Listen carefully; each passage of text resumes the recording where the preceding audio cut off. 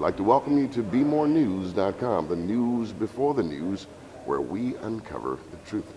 Jody Landers, candidate for mayor of Baltimore. How are you? Nice to speak with you again, Donnie. Good, good. Everyone's been talking about the Peter O'Malley, the new chief of staff for Stephanie Rawlings Blake. What's your take on the matter? Well, you know, Donnie, I'm running for mayor because I bring a lot of new ideas and I want to try to make a difference and take the city in a new direction. We can't keep doing what we've been doing. There are a lot of problems in the city. We have 47,000 vacant houses. We're having a foreclosure crisis. We need to attract new residents and businesses to the city. I have some plans for that. Part of what I see in this, in Peter O'Malley coming into the city is it's really kind of a throwback to the past. It's also, to me, an indication that there maybe is some lack of confidence in the current mayor's ability to bring some of these new ideas and implement them. So, and I take nothing away from Peter. Peter is a very competent, capable young man. I've been impressed with the things he's worked on. But what I'm saying is, you expect leadership from the top, from the mayor, and that's one of the reasons I got into this race, because I don't see that. What do you mean?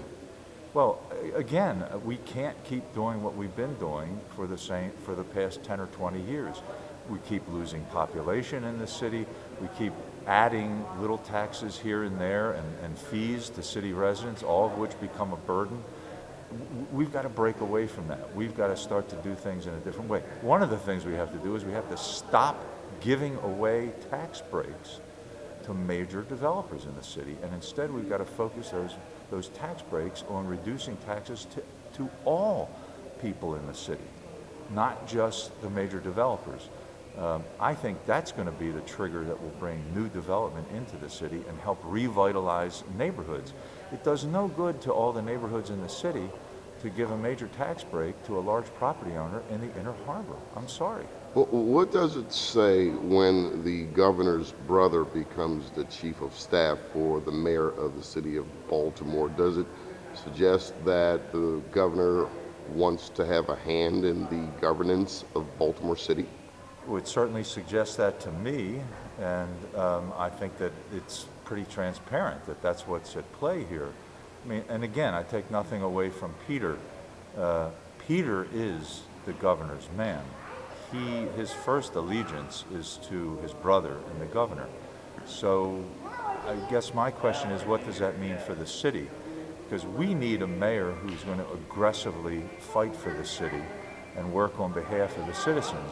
And those two interests don't always coincide. In other words, the interest of perhaps the governor and the interest of the city don't always coincide. So I don't know how they're going to balance out those conflicting interests. Good deal. Any final thoughts, Mr. Jody Landers? No, you've done a good job, as usual. Thank you. Good deal. And thank you again for coming out to our forum the other night at the Greater Baltimore Urban League. A huge turnout, and you certainly helped to... It was a great debate. I really enjoyed it. I thought the feedback from all of the panelists and also the participants were excellent. It's just a shame we didn't have more time to delve into each one of those issues a little more.